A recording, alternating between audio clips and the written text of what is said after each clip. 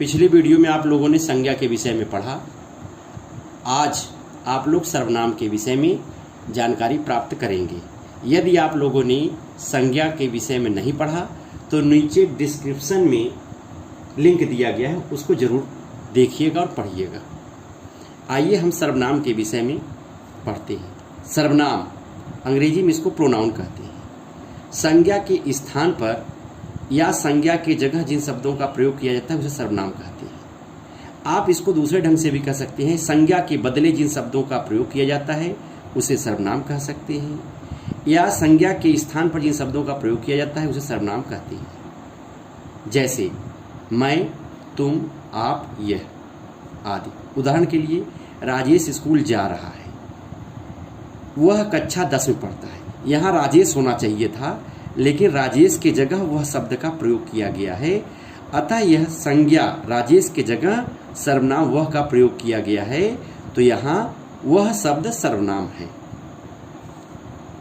ये सर्वनाम के भेद के विषय में हम जानें। सर्वनाम के 6 भेद होते हैं। पहला पुरुषवाचक सर्वनाम, पर्सनल प्रोनाउन। दूसरा प्रश्नवाचक सर्वनाम, इंट्रोगेटिव प्रोनाउन। तीसरा निजवाचक सर्वनाम, रिफ्लेक्सिव प्रोनाउन। चौथा संबंधवाचक सर्वनाम, रिलेटिव प्रोनाउन। और 5वां निश्चयवाचक सर्वनाम, डिफिनिट प्रोनाउन। 6वां अनिश्चयवाचक सर्वनाम, इंडिफिनिट प्रोनाउन।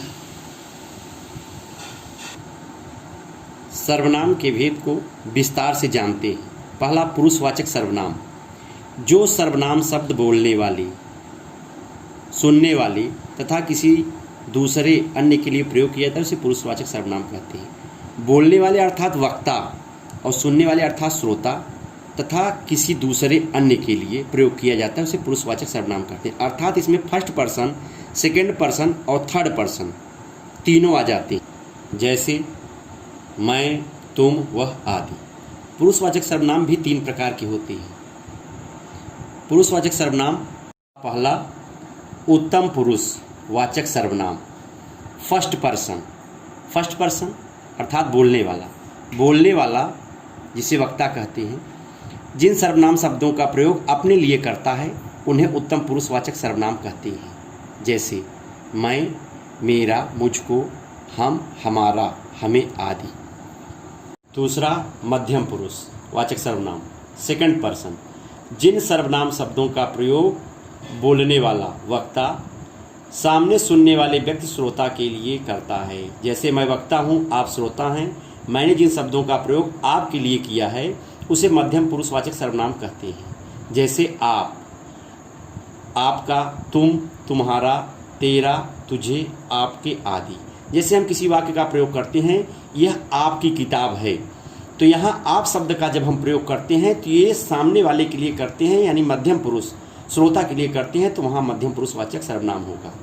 अगला अन्य पुरुषवाचक सर्वनाम, थर्ड पर्सन।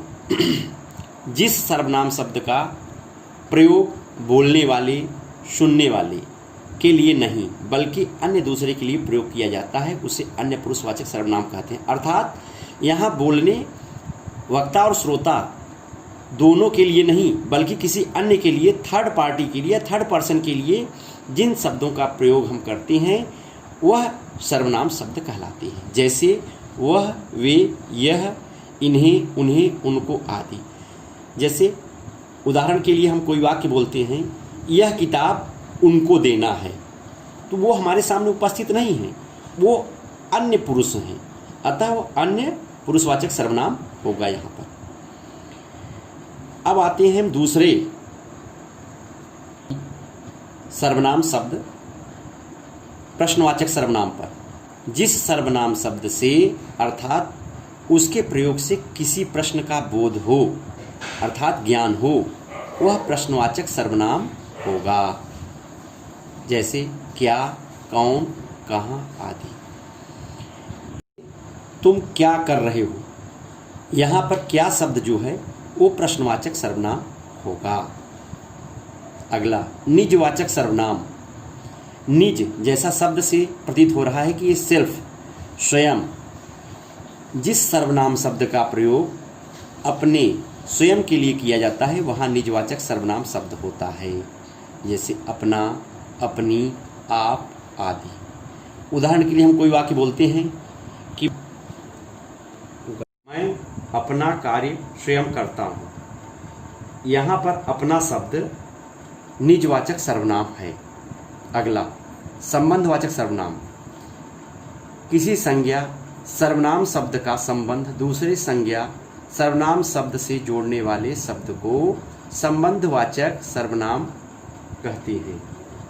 जैसे जो, सो, जैसा, वैसा आदि। उदाहरण के लिए जो जैसा कर्म करेगा उसे वैसा फल मिलेगा। जिसकी लाठी उसकी भैंस में जिसकी और उसकी संबंधवाचक सर्वनाम है। जो, जैसा, वैसा ये संबंधवाचक सर्वनाम हैं। अगला निश्चयवाचक सर्वनाम शब्द। वह सर्वनाम शब्द जो किसी निश्चित वस्तु या व्यक्ति का बोध कराते हैं उसे निश्चयवाचक सर्वनाम शब्द कहते हैं। जैसे यह, वह, वे आदि। यह मेरी पुस्तक है, तो यह निश्चित किया जा रहा है कि यह पुस्तक मेरी है। यहाँ यह शब्द निश्चयवाचक सर्वनाम। अगला अनिश्चयवाचक, इंडिफिनिट। वे सर्वनाम शब्द जो किसी निश्चित वस्तु या व्यक्ति का बोध नहीं कराते अनिश्चयवाचक सर्वनाम कहलाते हैं। उदाहरण कुछ, बहुत, कोई नहीं आदि।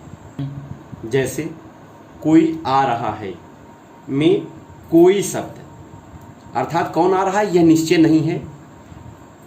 अगला जैसे दरवाजे पर कोई खड़ा है, कौन खड़ा है यह निश्चय नहीं है, तो यहाँ कोई शब्द जो है वह अनिश्चयवाचक सर्वनाम है।